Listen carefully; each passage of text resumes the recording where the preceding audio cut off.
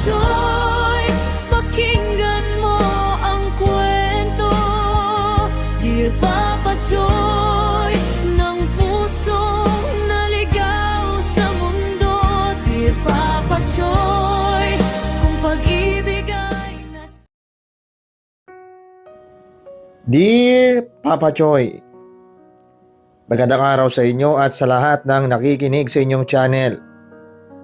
Tawagin niyo na lang ako sa pangalang Jojo, 33 years old, taga Laguna.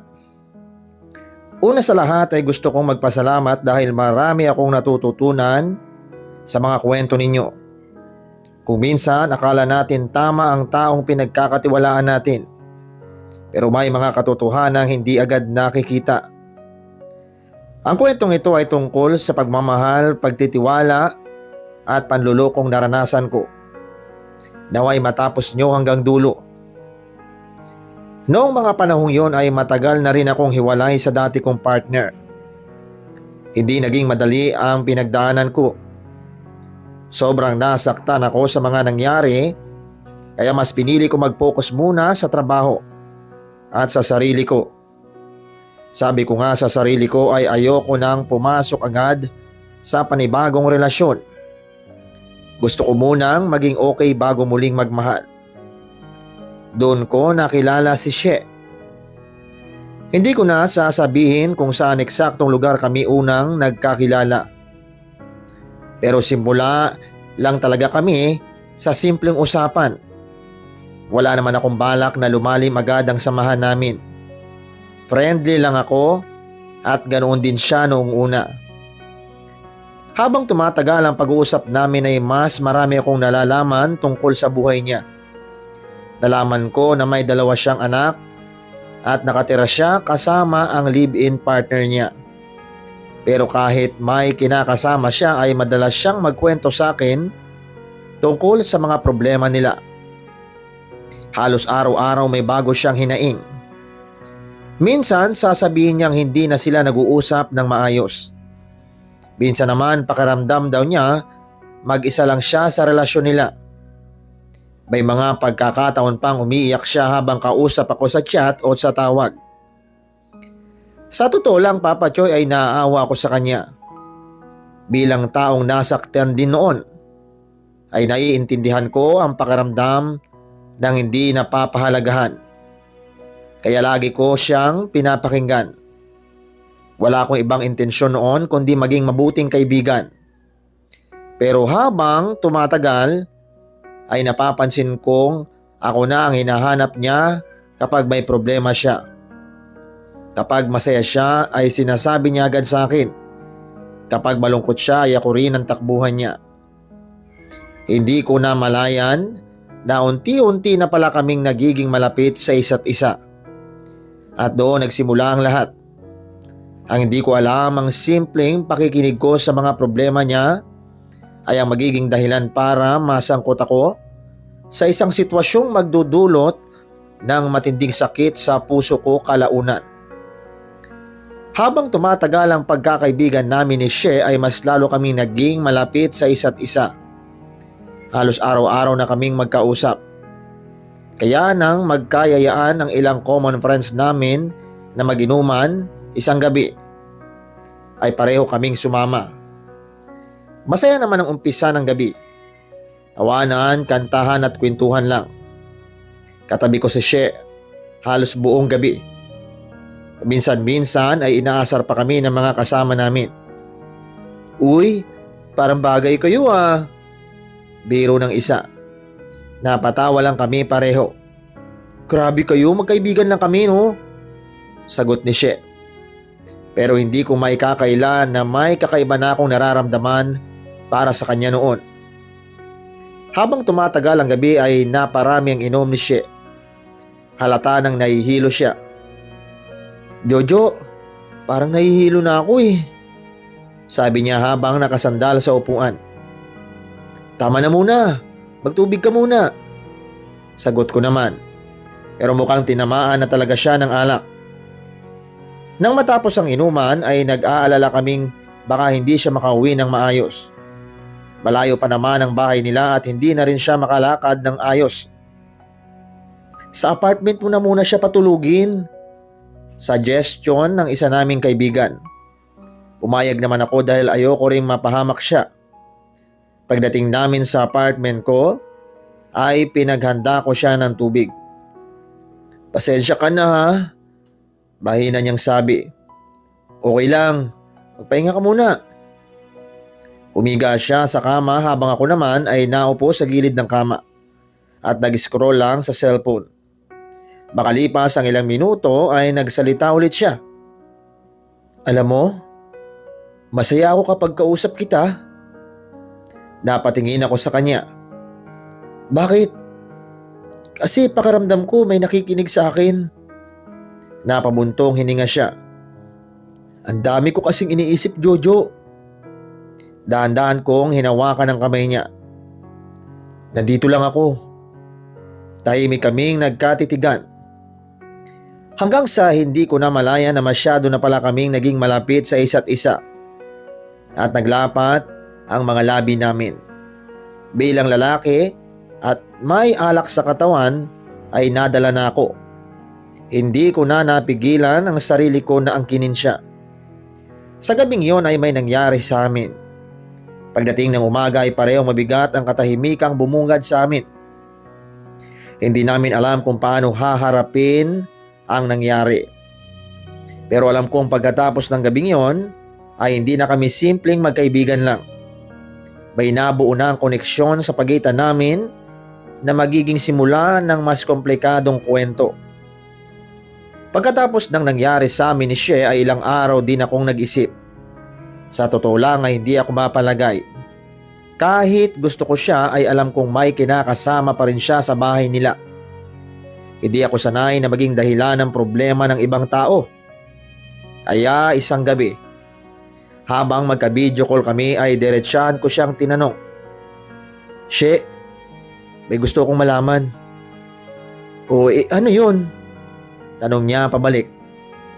Totoo bang wala talaga kayo ng partner mo? Napansin kong natahimik siya ng ilang segundo. Pagkatapos ay napabuntong hininga siya. Jojo, matagal na kaming wala. Paano mo nasabi? Magkasama lang kami sa bahay dahil sa mga bata. Pero bilang magpartner, wala na talaga. Hindi ko alam kung bakit. Pero gumaan ang pakiramdam ko nang marinig yun. Sigurado ka? Oo naman. Kung okay pa kami, bakit ako iiyak sa'yo gabi-gabi? May punto naman siya. Kaya simula noon ay mas lalo kaming naging malapit. Hindi na lang simpleng kumustahan ang usapan namin. May mga tawag bago matulog. Good morning messages pagising. At minsan pati lunch break namin ay sabay rin sa video call. Unti-unti ay nasanay akong nandyan siya sa araw-araw.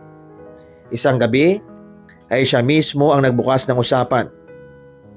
Jojo, alam mo naman siguro na mahal kita.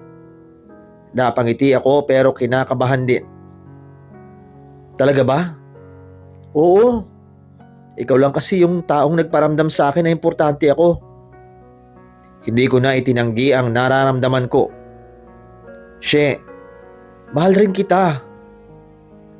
Narinig ko siyang napatawa ng mahina. Doon ay naging opisyal ang relasyon namin. Masaya ako noon kasi akala ko pareho na kaming malaya para magmahal ulit. Akala ko tapos na ang lahat ng problema tungkol sa dating relasyon niya. Hindi ko alam na yun palang wala na kami na paulit-ulit niyang sinasabi ay magiging pinakamalaking kasinungalingang maririnig ko sa buong buhay ko. Noong naging kami ni She ay aminado kung sobrang saya ko. Matagal na rin kami mula nang maramdaman kong may taong interesado ulit sa akin. Araw-araw kaming magkausap at halos lahat ng nangyayari sa buhay namin ay alam namin sa isa't isa. Pero habang tumatagal ay may isang bagay akong napapansin. Parang ayaw ni She na may makakaalam tungkol sa relasyon namin. Noong una hindi ko yun pinansin. Akala ko normal lang dahil may mga tao talagang pribado pagdating sa love life. Pero habang lumilipas ang mga linggo, ay parang may mali na. Isang araw ay nagbiro ako sa kanya. "Pwede ba kitang i-post?" Agad siyang sumagot. "Naku, wag muna." "Teka, bakit naman? Alam mo naman na maraming madadaldal. Ayoko ng gulo." Hindi na lang ako kumibo. Makalipas ang ilang araw ay nagyaya naman akong mag-picture kami habang magkasama. Ngumiti siya pero umiling. "Selfie tayo pero wag mo munang i-upload ah." "Bakit?" "Basta, hindi pa tamang panahon." Sa isip-isip ko ay baka kailangan niya lang ng mas mahabang panahon para maging komportable. Kaya hinayaan ko lang. Pero habang tumatagal ay mas dumarami ang mga pagkakataong tinatanggihan niya ako. Kapag nasa mall kami ay parang ayaw niyang may makakita. Kapag may kakilala siyang dumadaan ay mabilis siyang lumalayo ng kaunti. Minsan tinanong ko siya, "Parang tinatago mo yata ako eh." Nagulat siya. "Hindi ah. Bakit parang ayaw mong malaman na ibang tao na tayo?" Napabuntong hininga siya. "Jojo, intindihin mo naman ako. Ayoko lang talaga ng may issue." Dahil mahal ko siya ay pinili kong paniwalaan ang paliwanag niya. Sabi ko sa sarili ko ay baka dala lang yon ang mga pinagdadaanan niya noon. Pero sa totoo lang, ay unti-unti nang pumapasok sa isip ko ang tanong na matagal kong iniiwasan. Kung wala na talaga sila ng kinakasama niya ay bakit parang takot na takot siyang malaman ng ibang tao na may relasyon kami? Tanong yon ay hindi pa niya sinasagot noon. Pero darating ang panahon na malalaman ko rin ang tunay na dahilan. Habang tumatagal ang relasyon namin ni Shea ay mas lalo ko siyang minahal. Kahit may mga bagay na hindi ko maintindihan ay pinipili ko pa rin magtiwala sa kanya.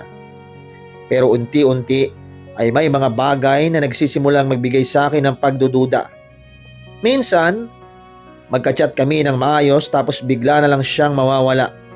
Walang paalam, walang update. Minsan ilang oras at minsan buong gabi. Kinabukasan na lang siya magpaparamdam. "Sorry, nakatulog ako." O kaya naman, "Busy lang ako sa mga bata." Noong una ay naiintindihan ko pa. Nanay siya at may responsibilidad. Pero habang tumatagal ay parang paulit-ulit na lang ang mga dahilan. May mga pagkakataon ding hindi siya sumasagot kapag tinatawagan ko siya sa gabi. Pero kapag umaga na ay saka lang siya magme-message. Isang beses tuloy ay hindi ko napigilang magtanong, "Okay ka lang ba? Kagabi pa kita tinatawagan ah." Nag-reply siya matapos ang ilang minuto. "Pasensya na, maaga kasi akong nakatulog." "Sobrang aga naman yata ng tulog mo." "Huwag ka na magtampo." Nilagyan pa niya ng heart emoji ang message niya. At dahil mahal ko siya ay natunaw na naman ako. May isa pang bagay na napansin ko. Kapag siya ay nasa bahay nila ay parang pabulong siyang magsalita. Minsan bigla niyang ibababa ang tawag. "Jojo, mamaya na lang tayo mag-usap ha." "Bakit naman? May aasikasuhin lang ako." Pagkatapos noon ay mawawala na naman siya. Kahit may kutob na ako noon ay pinipilit kong huwag mag-isip ng masama. Sabi ko sa sarili ko ay baka dala lang yon ang trauma ko sa dati kong relasyon. Ayokong maging siloso. Ayokong maging controlling. At ayokong masira ang relasyon namin dahil lang sa mga hinala. Kaya sa tuwing may red flag akong nakikita ay lagi kong hinahanapan ng dahilan. Lagi kong ipinagtatanggol sa sarili kong isip. Hindi ko alam na habang pinipili kong magtiwala ay mas lalo naman akong niloloko ng taong pinakamamahal ko noon. At ang mga bagay na binaliwala ko ay siya palang mga piraso ng katotohanang matagal nang nasa harap ko. Isang hapon break time ko sa trabaho. Katulad ng madalas kong gawin ay nag-scroll lang ako sa social media habang nagpapahinga. Wala naman akong hinahanap na kung ano. Pampalipas oras lang talaga. Habang nag-scroll ako ay may isang post na dumaan sa newsfeed ko. Isa yon sa mga kamag-anak ni She na minsan ko nang nakita sa profile niya. Noong una hindi ko naman masyadong pinansin. Pero nang makita ko ang mukha ni She sa larawan ay agad akong napahinto. Napatingin ako mabuti. Parang may kakaiba kaya binuksan ko ang larawan. At doon ako nanlamig. Naroon si She. Nandoon din ang dalawang anak niya. At nandoon ang lalaking ilang beses niyang sinabing wala na sa buhay niya. Magkakatabi silang lahat, nakangiti, masaya. Parang isang buong pamilya. Paulit-ulit kong tinignan ang larawan, baka kasi mali lang ang pagkakaintindi ko. Baka lumang picture lang, baka may ibang paliwanag. Pero nang tignan ko ang caption ay malinaw na bagong kuha lang yun. May petsa, may location. At may mga comments pa ng mga kamag-anak nila. Ang saya naman ng family picture. Stay strong sa inyong pamilya. Ang cute ng pamilya nyo. Habang binabasa ko yon ay parang unti-unting bumibigat ang dibdib ko. Agad kong tinawagan si She. Hindi siya sumagot. Tinawagan ko ulit, wala pa rin.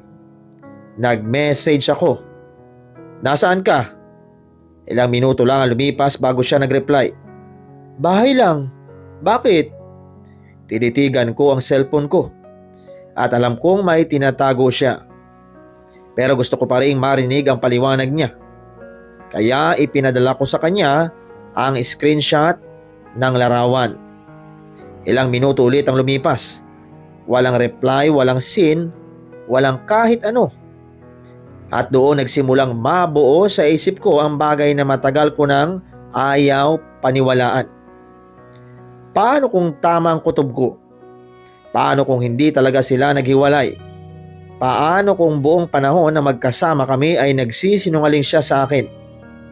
Sa unang pagkakataon ay mas nananaig ang duda kaysa pagmamahal. At alam kong malapit ko nang malaman ang katotohanang matagal niyang itinatago.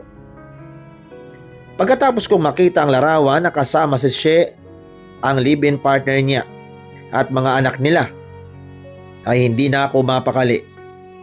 Pakiramdam ko ay mas malaking bahagi ng kwento na hindi niya sinasabi sa akin. Kinagabihan ay nag-message na siya pero hindi niya nireplyan ang mga screenshot na sinend ko. Busy lang ako kanina. Maikli lang ang sagot ko. Pwede ba tayong mag-usap? Matagal bago siya nag-reply. Bukas na lang. Doon ako lalong naghinala. Kung dati agad siyang tumatawag kapag may problema siya. Pero sa mga oras na yon, na ako ang may gustong malinawan, ay parang umiiwas siya. Hindi ako mapakali kaya nagtanong-tanong ako sa ilang taong nakakakilala sa kanya. Hindi ko naman sinabi ang buong sitwasyon. Gusto ko lang malaman kung ano ba talaga ang totoong kalagayan niya. At doon ko narinig ang mga bagay na hindi ko inaasahan. Ayon sa mga nakausap ko ay hindi naman daw talaga naghiwalay sina She at ang kinakasama niya. Oo, nag-aaway sila minsan. Oo, may mga problema sila bilang magpartner. Pero hindi raw sila nagkahiwalay. Patuloy silang nagsasama sa iisang bahay. Patuloy silang namumuhay bilang pamilya. Parang gumuho ang mundo ko habang pinapakinggan ko yun. Naalala ko lahat ng sinabi ni She sa akin. Na wala na sila. Na matagal nang tapos ang relasyon nila. Na ako na lang daw ang mahal niya. Biglang nag-iba ang tingin ko sa lahat. Yung mga gabing hindi siya sumasagot ng tawag. Yung mga pagkakataong ayaw niya akong i-post. Yung pagiging sekreto ng relasyon namin. Ay parang biglang nagkaroon ng malinaw na dahilan. Hindi dahil pribado siya. Hindi dahil ayaw niya ng issue, kundi dahil may relasyon pa rin pala siyang pinoprotektahan. Napaupo na lang ako at napaisip. Mas masakit pala ang maloko kaysa ang iwan. Dahil habang ibinibigay ko ang buong tiwala ko ay may katotohanan palang hindi niya kayang sabihin sa akin. At sa puntong yon ay alam kong kailangan ko na siyang harapin. Hindi para makipag-away, kundi para marinig mismo mula sa kanya kung bakit niya ako pinaniwala sa isang kasinungalingan ng napakatagal. Hindi na ako nakapagpigil. Kailangan ko nang harapin si She para malaman ko mismo mula sa kanya ang totoo. Nagkita kami sa isang tahimik na coffee shop. Pagdating ko roon ay naroon na siya. Pero iba ang pakiramdam ko noong araw na yon. Hindi katulad ng dati na excited akong makita siya. Umupo ako sa harap niya at tahimik muna kaming dalawa. Maya-maya ay siya ang unang nagsalita. "Galit ka ba?" Napangiti ako ng mapait. "Sa tingin mo?" Hindi siya agad nakasagot. Inilabas ko ang cellphone ko at pinakita ang screenshot ng family picture na nakita ko. "Ano to, She?" Napayuko siya at hindi siya nagsalita. "Kasi sabi mo wala na kayo eh." Tahimik pa rin siya. "Paulit-ulit mo kong pinaniwala na hiwalay na kayo." Maya-maya ay saka siya nagsalita. "Jojo, pakinggan mo muna ako." "Ano pa bang dapat kong pakinggan?" Napaluha siya. "Hindi ganun kadali ang lahat." Napailing ako. "Simple lang naman ang tanong ko. Sinadya mo bang magsinungaling o hindi?" Puli siyang natahimik. Ilang segundo ang lumipas bago niya tuluyang sinabi ang mga salitang ayaw kong marinig. "Oo." Parang may kumurot sa dibdib ko. Lahat ng pagdududa ko ay naging kumpirmado sa isang salita lang. Okay pa rin kami. Hindi ko alam kung anong mararamdaman ko noon. Galit, lungkot at panghihinayang parang sabay-sabay na. "Kung okay pala sa'yo, bakit mo ginawa to?" "Pinagsabay mo kami, She." Napaiyak siya. "Hindi ko naman planong mangyari lahat ng ito eh." Nangyari na nga eh. Masaya ako kapag kasama kita eh. Pero umuuwi ka pa rin sa kanya. Hindi siya nakasagot. Doon ko na-realize na kahit anong paliwanag ang sabihin niya ay hindi na mababago ang katotohanan.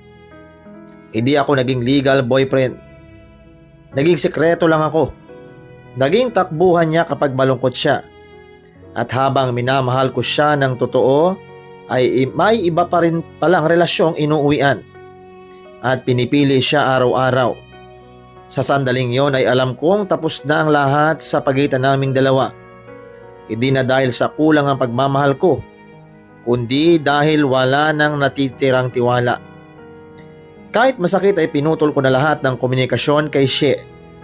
Hindi na ako sumagot sa mga tawag niya. Hindi na ako nag-reply sa mga messages. Mas pinili kong masaktan ng isang beses kaysa araw-araw na paulit-ulit na kasinungalingan. Unti-unti kong tinanggap na hindi lahat ng taong minamahal mo ay magiging tapat sa iyo.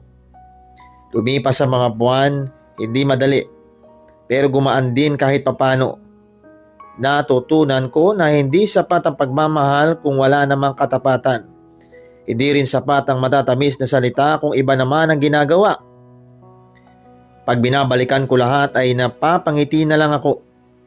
Kasi kung hindi ako nasaktan, ay hindi ko matututunang pahalagahan ng sarili ko. Natutunan ko na ang taong tunay na mahal ka ay hindi ka itatago. Hindi ka gagawing opsyon. At hindi magsisinungaling tungkol sa sitwasyon niya. Dapat malinaw muna ang lahat bago ibigay ang buong puso. Kasi ang relasyon na nagsimula sa panlilin lang ay bihirang mauwi sa totoong kaligayahan. Ang pagmamahal ay hindi lang damdamin, kundi katapatan, respeto at pagiging totoo sa isa't isa. Papa Choy, maraming salamat po sa pagbabahagi nyo ng mga kwentong totoo. Sa bawat episode po ninyo ay may natututunan kaming leksyon sa pag-ibig, pamilya at buhay. Nakaka-relate po talaga kami lalo na sa mga kwento na tungkol sa tiwala at sakit ng relasyon. Salamat po dahil hindi lang po ito basta kwento, kundi gabay din sa mga taong tulad ko na minsang naliligaw sa pagmamahal. Sana po ay mas marami pa kayong ma-share na kwento na may aral. Jojo, tandaan mo, Huwag mong ipilit ang sarili mo sa taong hindi buo ang katotohanan para sa iyo. Ang tunay na pagmamahal ay hindi nakatago. Malinaw dapat at totoo. Masakit man ngayon pero lilipas din yan. Mas mahalaga ang peace of mind kaysa relasyon na puno ng duda. Mga solid na kachoy, kung may natutunan kayo sa kwento ni Imelda, ay huwag kalimutang mag-like, share at mag-subscribe. I-comment nyo rin ang thoughts ninyo. Hanggang sa susunod na kwentuhan, maraming salamat po.